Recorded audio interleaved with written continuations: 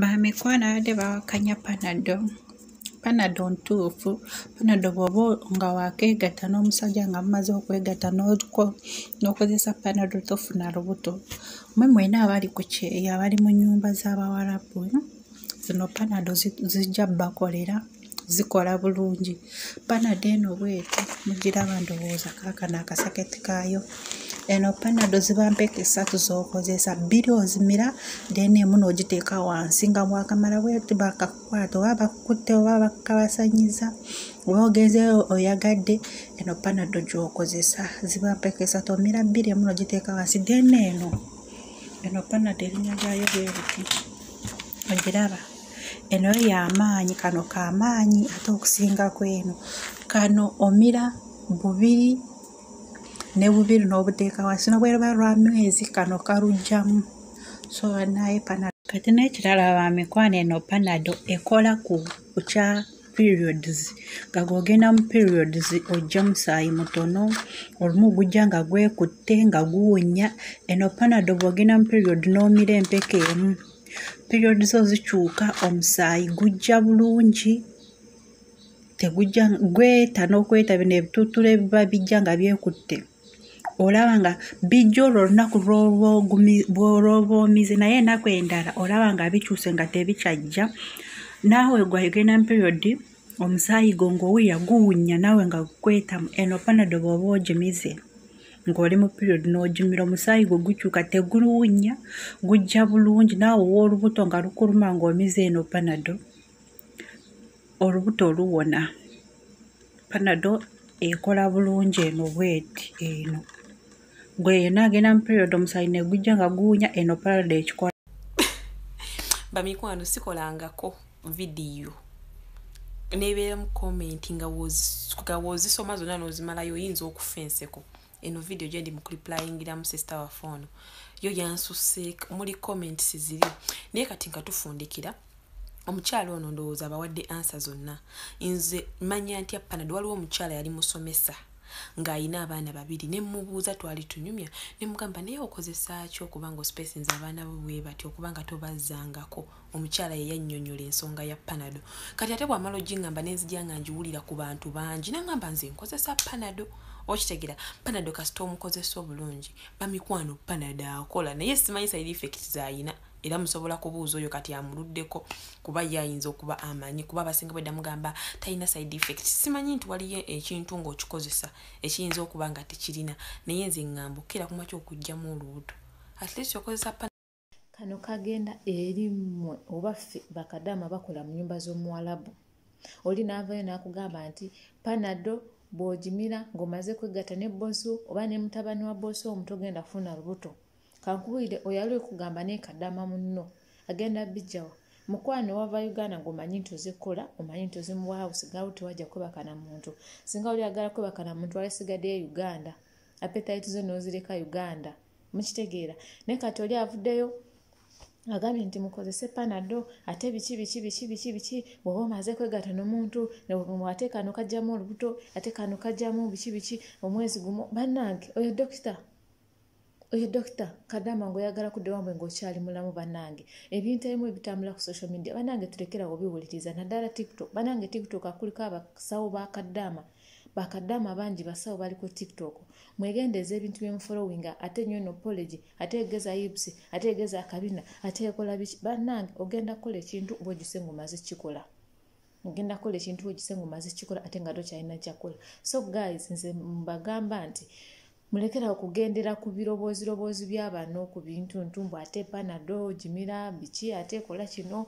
Bannange ebintu ebyo si bituufu mukwano. Ojja kudda kugambe nti gundi yagamba we bati kangezeeko ndabe mukama we akuleetera essente nga ziizo kubanga tojjako lutandike kasita nja kumira panado sijja funa lubuto munange ojja gezaako kijja kuleetera obuzibu. Izo okutta okusiba oba mukomera oba n'ozaalirawo n'omwana n'omulekawo n'ogenda e Uganda. Ate kijja kuluma nnyo okulaba nti ozadde omwana nga n'oddayo e Uganda nga tolina mwana wo ng'omusaayi gw'ogulese eno. Bannange ojja kwejjusa luvannyuma ogambe nakola byaki, ebigambo by'oli nawuliriza byaki. So bamikwano tulekera okuwuliriza ebigambo ebimu, tumanye ekyatuleeta. Bannange tumanye ennafu yaffe, tumanye ennaku yaffe. Wajja okole ssente oleyo e Uganda, oliddayo e Uganda olyegatta mirundi na mirundi gy'oyagala. Naye bino bw'ate kozesa Panadol, bannange twajja kwegatta na muntu eno. Bano abantu bakyamu nnyo. Gye bali omukazi ajja kutegeera nti obadde weegasa ne bannange akufumita bufumisi. Gye bali abantu bali wicked nnyo, balina omutima mubi nnyo. So kati nze nalabye kano ka vidiyo nanyenyeza omutwe bwe nti ne ŋŋamba kaliraba ono kaddaama alimba bakaddaama banne. Ye muleke abikozese. Ekintu kyo oyinza okikozesa munnaye ne kikuleetera ddenja nga tomanyi. Oyinza okikozesa ne kikuleetera ddenja. Ate gundi agambye nkozese Panadol, ate biki munnange ogenda kwegatta ne mukama wo omire Panadol bigaane kola olubuto lugende mu maaso. Ate kyolina okumanya kiri nti eno kasita omala kwegatta n'omuntu n'ofuna olubuto tolina osobola kugyamu olubuto. Kyenyinza obbagamba. Era bwe bakugwamu ne bakutwala mu ddwaliro ne bakukebera ng'obadde ogezaako okugyamu olubuto, bannange bakusalira kagwamu kankyogere bwento nti bakusalira kufa.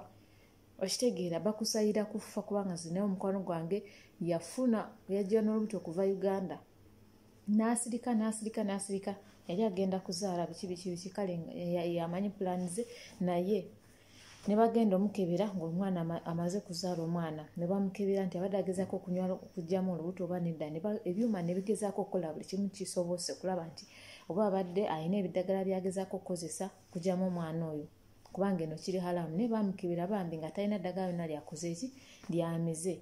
Mukitegeera. So kati awo ne bakola empapula biki kale yali process mpanvu era omwana nakola ki n'adda Uganda. Omwana naye singa omwana yali amuwalabu yali agenda amuleka addeyo yekka. Mukitegeera.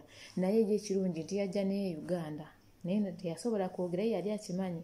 So kati ate waliwo n'omulala eyafunye olubuto era ne bamugamba ebyo ebiddagala yabadde avudde Uganda visit visa eva myezi 3 mwezi munnange n'ayagayi n'afuniramu appetite yawaggula ennyo n'akoleramu ensobi n'afuna olubuto.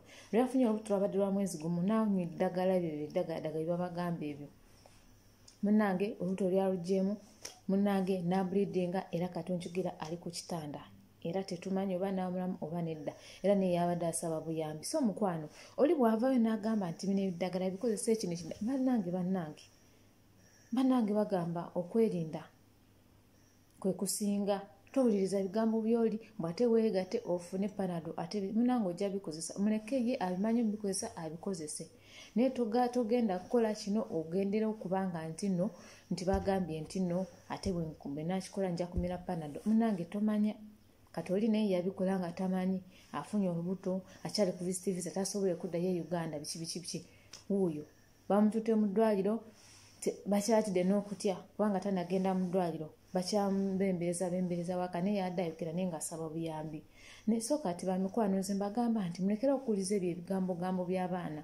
Batekozesa Panadol ate kozesa kino. Bannange mulekerawo biwuliza. Ojja sanga ng'ogudde mu kabenje. Kati ojja biyimira bikose n'abaanayo naddala nga tonazaala bw'oba ozaddeko ne bw'obikozesa. Naye kati oba tonazaala munnange oyinza obikosa ne bufuna ekizimba amabuto oba ne bikosa n'abaana oba ne bikola biki. Mwegendereza agaggantu gantaamu omira Panadol anidesi nga oli mulwadde omutwe gukuluma. Naye bino nti ogenda mira nti weegatte n'amusajja ate maze kwegatta n'amusajja ate mukateekeyo wansi ate mbukamire. Bannange wamanzi nze wame advice yange era nsisobola bikozesa manye ennaku yange najja kola era nina okuddayo nga nina ssente. So sajja kwebaka na muntu bannange okwebaka nina muntu nina okwegatta nga tekuggwayo. So ogenda kuba weegatta naye buli lunaku togenda kuba nga weegatta naye buli lunaku. So bamikwano nze advice yange eri bwenti wamma manya ennaku eyakuleeta togoberera gagalagala ge bakugamba kubanga bo si baddokita. Singa bali baddokita bayisigadde Uganda ne bakolerayo dokita zaabwe. Ne lwaki bajja eno mu kiyumba. Oba oyagala kumanya dokita genda ku TikTok bannange naye nga temugoberera bigambo byabwe ojja sanga ng'ofunye obuzibu obanga ofunye ebintu nti ebirwadde by'otamanyi olwaba atekola kino. Tobaako kyokola mukwano ye advice yange. Sigadde nze ni Ojiwani. Please subscribe to my YouTube channel. Nkyaleeta ebirala ebyeyongerayo. So kati kano kabaddewo nti towuliriza bigambo by'abantu mbate bino biddagala ebinaakuleetera obuzibu. Mbagala nnyo.